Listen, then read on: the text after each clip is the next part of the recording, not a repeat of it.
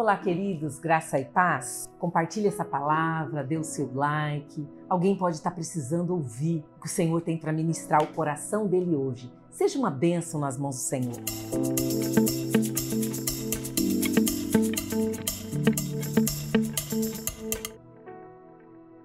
Vamos estar falando sobre 2 de Reis, no capítulo 9, Jonas, capítulo 4, 1 Coríntios 14, do 26 ao 40. 2 de Reis 9, o título é Jeú é consagrado rei sobre Israel. Então nós vamos entender aqui um pouquinho desse momento que está acontecendo, e o profeta Eliseu, ele vai chamar um dos discípulos, e esse discípulo era também discípulo dos profetas. E observe a ordem que é dada: põe a capa por dentro, pega um frasco de óleo, vá a Ramote Gileade. Quando chegar lá, procure Jeú, filho de Josafá, neto de Ninzi, dirige-se a ele. Leve-o para uma sala longe dos seus companheiros. Pegue um frasco, derrame óleo na cabeça dele e declare: assim diz o Senhor, eu o estou ungindo rei sobre Israel. Mas em seguida, abra a porta e fuja sem demora. Imagine a circunstância que essa profecia, que essa entrega da mensagem foi dada. Não poderia ser feito na frente de outras pessoas, era num lugar separado. Acabou de ungir, abre a porta e foge, porque era uma situação de muito arriscada. Ainda existia o rei que estava trabalhando naquele momento, que estava atuando. E essa ordem, o que acontece? Deus dá uma ordem. Então, se a gente volta lá para 1 Reis 19, nós vamos ver que Deus já tinha dado uma ordem para Elias, ungir Jeú. E Elias não conseguiu realizar essa ordem. Agora, um dos filhos dos profetas, ele vai ungir o rei. E esse rei, ele tem uma finalidade, ele vai exercer juízo. Juízo na nação e juízo sobre a vida de Jezabel. Jeú, então, que é levantado o rei, ele não usurpa, mas tem um golpe. Ele acaba matando o rei que era Jorão. Jeú mata Jorão, que era rei na época. Ele mata também tanto Jorão, que era rei de Israel, como Acasias, rei de Judá. E ele mata também Jezabel. Ele executa juízo sobre a vida dessas pessoas. Quem era Jezabel? Ela era esposa de Acabe, e eles acabaram introduzindo a adoração a deuses falsos, a adoração a Baal em Israel. Jezabel foi aquela que perseguiu, que matou os profetas do Senhor, e agora, por conta de todas essas atitudes, de toda essa semeadura que ela fez de idolatria, vem a ira de Deus, vem o juízo de Deus sobre a vida dela. Jeú então foi ungido para trazer juízo sobre Acasias, Jorão, Jezabel. Sabe o que nós aprendemos aqui? Que de Deus não se zomba. Nós estamos vendo então a consequência da atitude dessas pessoas, das escolhas que fizeram, as consequências na vida de Jezabel, na vida de Jorão, na vida de Acasias. Sabe o que eu entendo? O salário do pecado é a morte. Quando decidimos caminhar por uma rota de pecado, a consequência, a colheita, vai ser a morte. Quando lemos sobre esses fatos, podemos aprender sobre a soberania de Deus. Deus está no controle da história. Nada foge, nada escapa à sua presença. Vamos agora para Jonas. Para Jonas, capítulo 4. E Jonas, não é? Tem aquele comportamento rebelde. Jonas é polêmico. Jonas gosta de tomar decisões e fazer as coisas do seu jeito. Mas olha só, depois de toda a lição que ele viveu no ventre do peixe, do desespero, ele faz a pergunta: Senhor, eu fui expulso da sua presença. Senhor, eu não vou mais te ver. Eu ainda vou olhar de novo para ti. Eu vou entrar no seu santo templo. Jonas tem essa experiência linda. Ele vai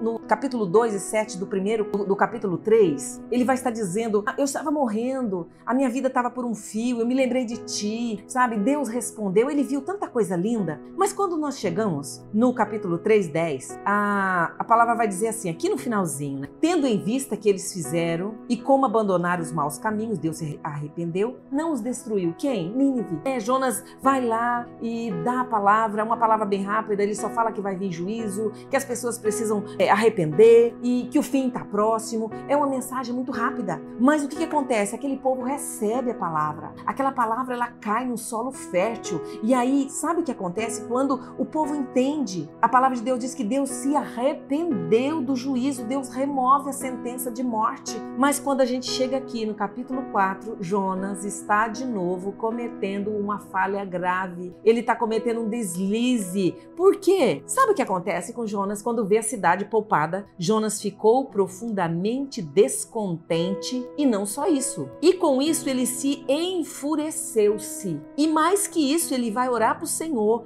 e ele vai dizer: Deus, é por isso que eu já nem queria vir, é por isso que eu fugi. Senhor é um Deus de misericórdia, eu sabia que o Senhor ia se arrepender, eu sabia, Senhor, que tipo assim, Senhor, que não ia acontecer nada. E aí o Senhor fala para ele: agora, Senhor, olha o que ele continua dizendo: agora, Senhor, tira a minha vida. Eu imploro, porque para mim é melhor viver do que morrer. Ele já não ia morrer na barriga do peixe, né? Ele ia morrer, mas ele clamou ao Senhor e agora ele vai dizer: Deus, eu imploro, Senhor, eu não quero mais viver. E aí sabe o que acontece? O Senhor faz uma pergunta: você tem razão? Tem alguma razão para essa fúria? Gente, é incrível. Sabe o que acontece quando Deus pergunta? Ele faz igual um menino birrento. Ele não responde, ele vira as costas, ele vai para longe. E a palavra de Deus vai dizer que ele vai construir um abrigo. Ele fica lá naquele abrigo, aí Deus faz crescer uma planta e a planta vem e faz sombra sobre a cabeça de Jonas. E Jonas ficou tão feliz, mas na madrugada, aí Deus manda uma lagarta, ataca a planta e a planta morre. Então nasce o sol e fica um calor terrível e a palavra diz que era o sol tão quente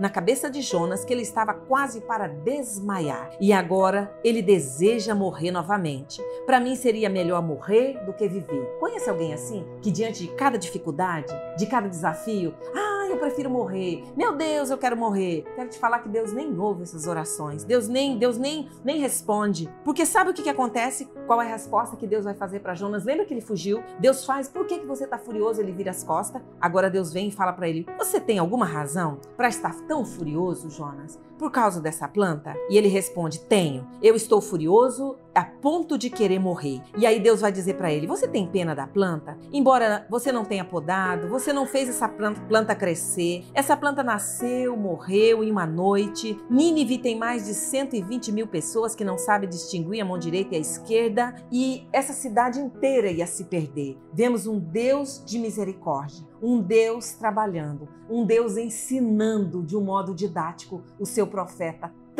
com tanta dificuldade de aprender, com um coração tão egoísta, mas que ele entendeu então o que o Senhor estava fazendo. Vamos agora para 1 Coríntios, no capítulo 14, e o apóstolo Paulo vai estar trazendo orientações para a igreja. Ele vai estar falando então de ordens no culto. E aqui nós vamos ver, se a gente vai também um pouquinho para o capítulo anterior, o apóstolo Paulo vai estar falando dos dons, vai estar falando do amor, ele vai estar falando de coisas importantes para a igreja, e agora ele vem falar também sobre como trabalhar esses dons dentro da igreja. Ele vem trazer ensino a respeito dos dons, principalmente dom de profecia e dons de língua. Ele vem ensinando a igreja a frutificar. E ele vai dizer: olha, os dons é para edificação do corpo, os dons é para ser bênção, dom não é para competir. E aqui no capítulo 14 a 25, ele vai dizer algo muito lindo, porque ele vai falar: olha, se os dons na igreja, se chegar alguém que nem conhece a palavra, ele nem conhece a palavra de Deus ainda, e se tiver alguém falando em profecia, vai ser exposto aquilo que está no coração, ele vai entender que o Senhor está presente. Ele vem entender que é Deus que está ministrando no coração de cada um. No versículo 26, entendemos que a exposição no culto, então, de Corinto,